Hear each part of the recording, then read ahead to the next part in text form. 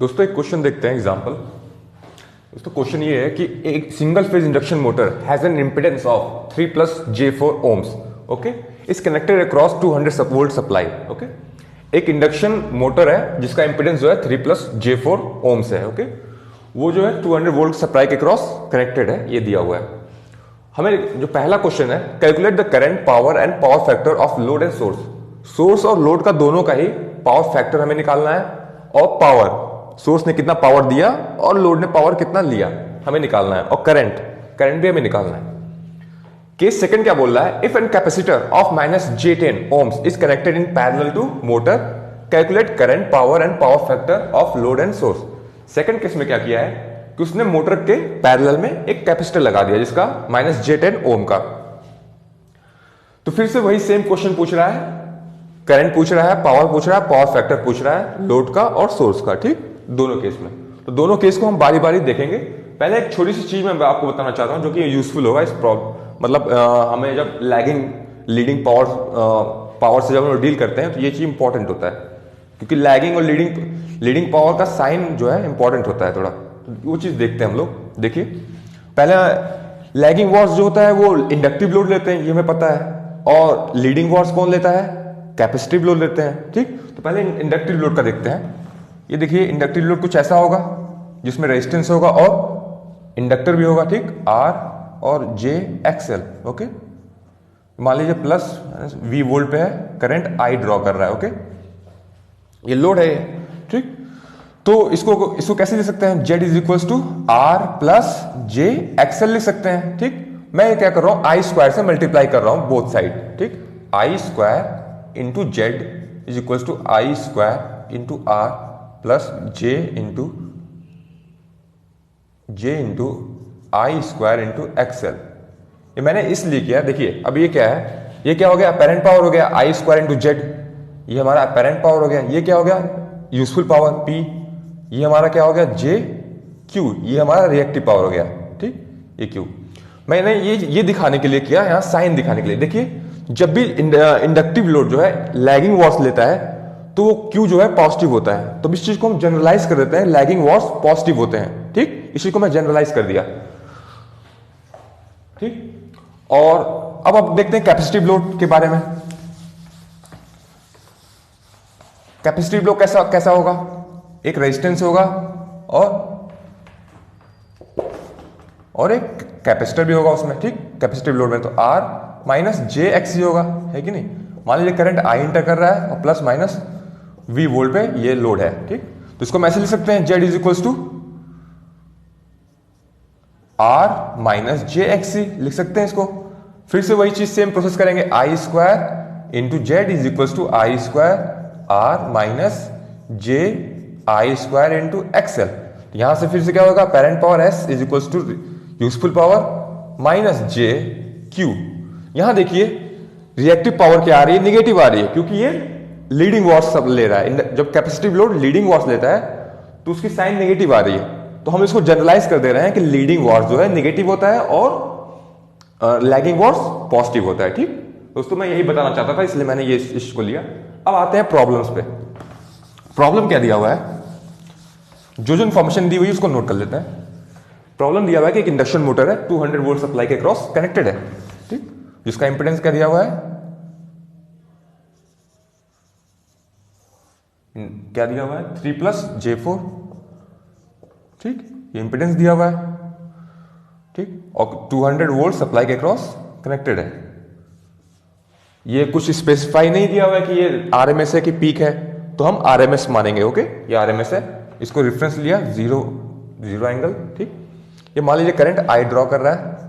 ठीक, ये लो, ये इंडक्टर मोटर है। Okay, induction motor. तो दोस्तों हमें पावर फैक्टर निकालना है, सोर्स का, लोड का पावर फैक्टर निकालना है, कितना पावर इसने डिलीवर किया, कितना पावर इसने एब्जॉर्ब किया। ठीक, ये हमें निकालना है हमें। तो ठीक है, चलिए स्टार्ट करते हैं। सबसे पहले करंट निकालते हैं। करंट की वैल्यू क्या आ जाएगी, 200 0 डिग्री डिवाइड बाई J4।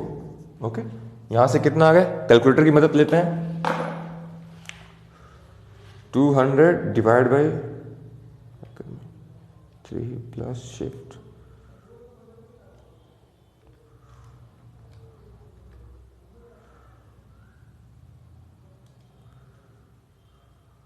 ये हमारा आ गया 24 minus 32i is equals to, ये कितना हो गया, इसको j लिख लीजिए, ठीक, 32j, ये कितना आ गया 40 एंगल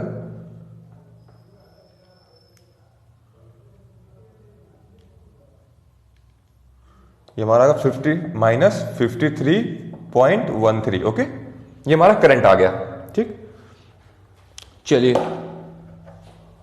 दोस्तों, अब हमें स्पेस की जरूरत है, इसको मैं मिटा देता हूं, ठीक, क्योंकि हमने जो इन्फॉर्मेशन दी हुई थी हमने सारा नोट कर लिया है, ठीक। अब हमें क्या क्या निकालना है ये भी हमें पता है, इसको मैं मिटा देता हूं, ठीक।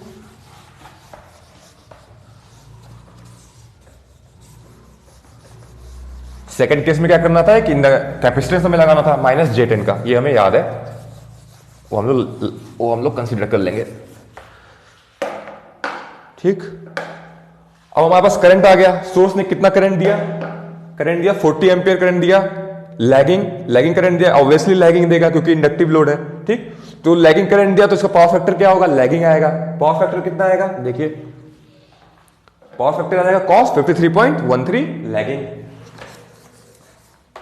तो पावर फैक्टर क्या आ गया, cos 53.13 लैगिंग, ठीक। अब क्या निकालना है, पावर कितना सप्लाई किया, पावर से पावर निकालते हैं, पावर क्या आ जाएगा VI conjugate, apparent power VI conjugate, okay. V कितना है 200, I कितना है कॉन्जुगेट 40, एंगल प्लस हो जाएगा 40 एंगल 53.13, ओके। इसका निकालते हैं 200 इंटू 40, ओके। तो ये हमारा कितना आ गया, ये हमारा आ रहा है 200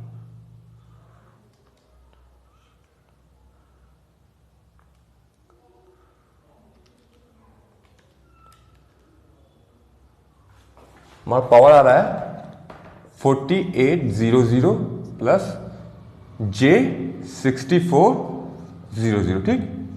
तो यहां से हमें क्या पता चला कि कितना पावर सप्लाई कर रहा है जनरेटर, P सप्लाई किया, यूजफुल पावर 48, इसको मैं किलोवाट में बदल देता हूं, ठीक। तो ये हो गया 4.8 किलोवाट, ओके। रिएक्टिव पावर कितना सप्लाई किया 6.4 kVAR, ओके, ये हमें पता चल गया। तो अब ये लोड हमें सारे आंसर में निकल गए, पावर फैक्टर कितना आया cos 53.13 लैगिंग आया, करंट कितना सप्लाई किया, लैगिंग करंट सप्लाई किया 53.13, ठीक। इसी की वजह से पावर फैक्टर भी लैगिंग आया क्योंकि करंट सप्लाई किया, लैगिंग।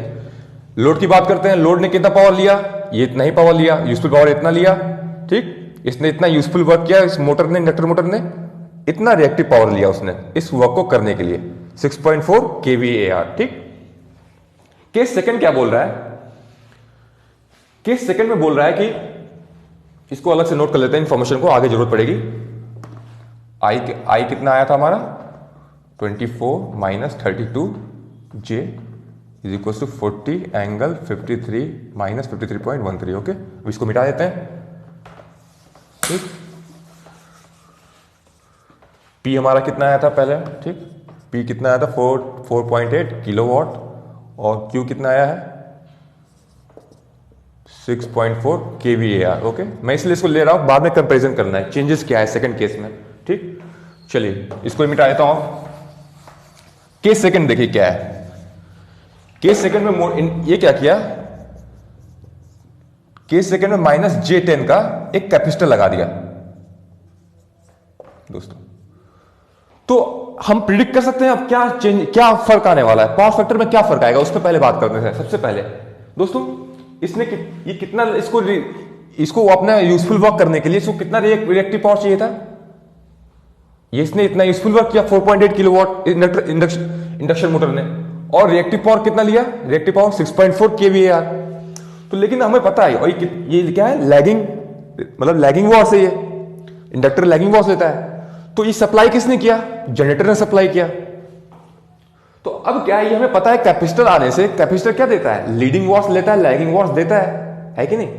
तो इससे पता चलता है कि अब जनरेटर को कम लैगिंग वॉस देना पड़ेगा, क्योंकि अब एक एक कैपेसिटर आ गया लैगिंग वॉट्स देने के लिए, तो इस पे लैगिंग वॉट्स का बर्डन कम हो जाएगा, है कि नहीं। इसको अब लैगिंग वॉट्स थोड़ा कम देना पड़ेगा या जीरो देना पड़ेगा, डिपेंडिंग कि कितना दे रहा है, डिपेंड ऑन दैट, है कि नहीं। तो इससे क्या होगा, पावर फैक्टर जनरेटर का बढ़ेगा, है कि नहीं। देखिए हम लोग ये सब चीज प्रिडिक्ट कर सकते हैं पहले से। क्यों, पावर फैक्टर क्या होता है, useful power by apparent power, P square by Q square, है कि नहीं। एक मिनट, एक चीज मैं यहां पे और निकालना सकता था। यहां पे क्या होगा, अपैरेंट पावर कितना आएगा, अपैरेंट पावर क्या हो जाएगा, P square plus Q square. P square square करेंगे, इसका स्क्वायर करेंगे, ठीक। 4.8 स्क्वायर प्लस 6.4 का स्क्वायर, ओके। अपैरेंट पावर कितना आ रहा था इसमें, ये हमारा आ जाएगा 4.8 का स्क्वायर प्लस 6.4 का स्क्वायर, ये हमारा आ गया 8 kVA, ओके।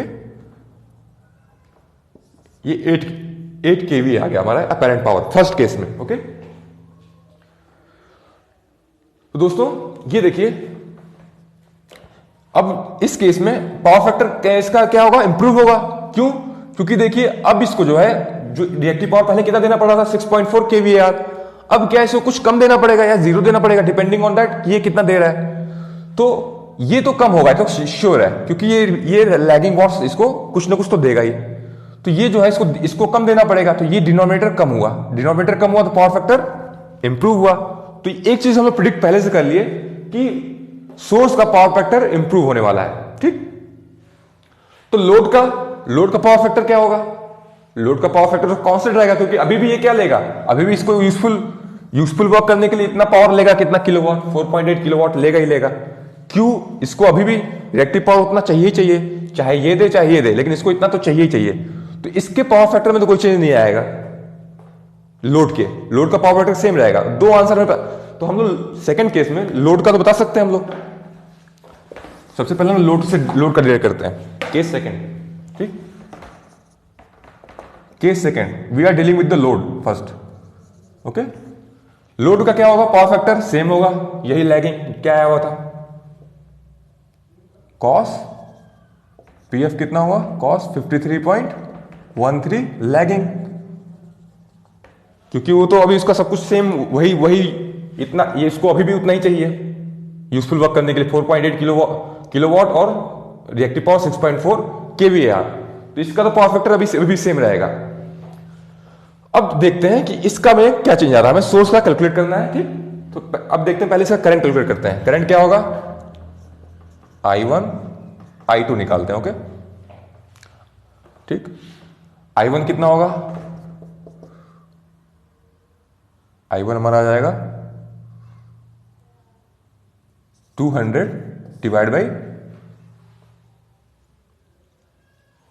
ये लोड 3 प्लस 4J, हमने पहले ही निकाल चुके हैं, ये कैलकुलेशन पहले कर चुके हैं हम लोग, है कि नहीं। ये कितना आ रहा है, 40 एंगल माइनस 53.13, ओके। ये हमने पहले ही कैलकुलेट किया था। अब ये वाला करंट कितना होगा, I2 200 divide by minus J10, okay. ये कितना आ गया,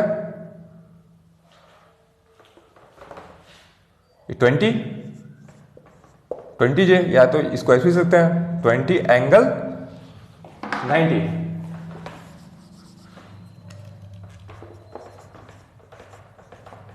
ठीक। 20 एंगल 90 ये करंट ड्रॉ कर रहा है।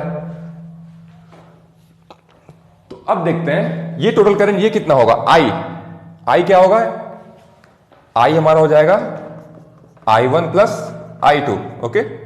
सम कीजिए, 40 angle minus 53.13 plus angle 20 angle 90, ठीक।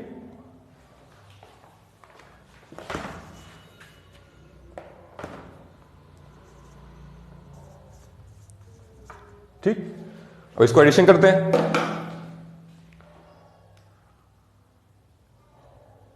ये कितना हो जाएगा, 24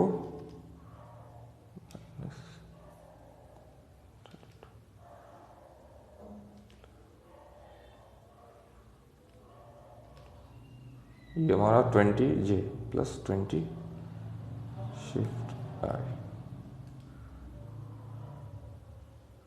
हमारा ये करंट कितना आ गया 24 शिफ्ट माइनस 12 जे। ओके, इसको पोलर फॉर्म में क्या आ रहा है 26.83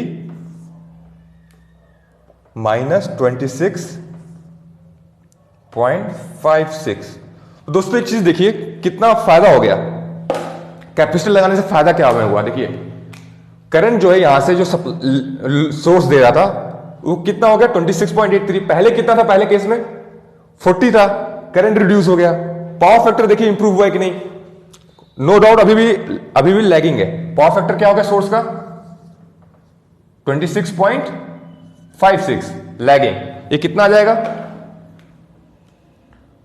cos 26.56 0.89। पावर फैक्टर कितना आ गया 0.89। ठीक, पावर फैक्टर भी इंप्रूव हुआ। पहले पावर फैक्टर कितना था सोर्स का पावर फैक्टर कितना था cos 53.13।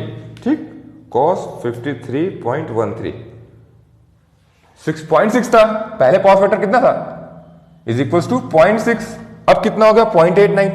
तो क्यों पावर फैक्टर बढ़ा, मैंने अभी बताया आपको, रीजन बताया था कि हमने कैपेसिटर लगाया क्योंकि ये रिएक्टिव पावर, अब इस पे बर्डन कम हो गया सोर्स पे, अब कुछ रिएक्टिव पावर जो है कैपेसिटर दे रहा है, इसी वजह से पावर फैक्टर इंप्रूव हुआ है। करंट देखिए, करंट की भी रिक्वायरमेंट कम हो गई क्योंकि देखिए रिएक्टिव पावर कम देना पड़ा सोर्स को। तो देखिए ये करंट होता है जो है रिस्पॉन्सिबल होता है यूजफुल वर्क के लिए, ये रियल पावर के लिए करंट, ये करंट होता है, ये करंट होता है रिस्पॉन्सिबल रिएक्टिव पावर के लिए, है कि नहीं। अब सोर्स को रिएक्टिव पावर कितना देना पड़ रहा है, कम देना पड़ रहा है, इसलिए देखिए करंट रिड्यूस हो गया। पहले करंट कितना चाहिए था 32 चाहिए था, अब देखिए करंट कितना हो गया 12 हो गया, रिड्यूस हुआ ना। इसमें कोई चेंज नहीं आया अभी भी देखिए, क्योंकि real power capacitor real power नहीं दे सकता, कैपेसिटर सिर्फ और सिर्फ रिएक्टिव पावर दे सकता है। जो रियल पावर देगा सोर्स ही देगा। तो देखिए इसलिए सोर्स का जो रियल पावर है, करंट देखिए दोनों का सेम आ रहा है अभी भी, आप देख सकते हैं जो चेंज आया करंट में, इसलिए देखिए करंट भी रिड्यूस हो गया ट्रांसमिशन लाइन से। तो अब क्या है देखिए, इससे फायदा क्या हो रहा है, ट्रांसमिशन लाइन की जो वायर होते हैं उनकी लिमिट होती है करंट की कैरी करने की। तो अब जो है वायर में जगह बच गई, हम और यूजफुल करंट मंगा सकते हैं जनरेटिंग स्टेशन से, है कि नहीं। हम लोग ये कैपेसिटर जो है सब स्टेशन पे, जो शहर के पास में जो स्टेशन होते हैं पावर स्टेशन, वहां पे लगा के हम रिएक्टिव पावर सप्लाई कर सकते हैं। लेकिन हम मेन जनरेटिंग स्टेशन से रिएक्टिव पावर हम लोग नहीं मंगाते हैं। वहां से हमारी कोशिश होती है कि वहां से ज्यादा से ज्यादा हम लोग रियल पावर को मंगाएं। ठीक, इससे क्या होता है सोर्स का जो जनरेटिंग जो ये सोर्स है इसका पावर फैक्टर इंप्रूव हो जाता है। देखिए कैसे इंप्रूव हो गया, इसको कम रिएक्टिव पावर देना पड़ रहा है। तो मैं रिएक्टिव पावर आपको इसीलिए मैं क्वेश्चन मैंने किया था ताकि आपको रिएक्टिव पावर का वो आ जाए, फील आ जाए कि रिएक्टिव पावर ज्यादा होने से कम होने से पावर फैक्टर में क्या होता है। ये सब चीजें आपको मैं बताना चाहता था। चलिए दोस्तों, कुछ डाउट हो तो फिर पूछ लीजिएगा मुझे कमेंट सेक्शन में, ठीक। और सब्सक्राइब कर लीजिए मेरे चैनल को, यूट्यूब चैनल को, अगर आपको मेरा चैनल अच्छा लग रहा है। डेली लेक्चर्स आपको अपडेट मिलता रहेगा। और लाइक जरूर करिएगा अगर आपको लेक्चर अच्छा लगता है, मुझे काफ़ी एनर्जी मिलती है आपके इस लाइक से, कमेंट से। चलिए, थैंक यू।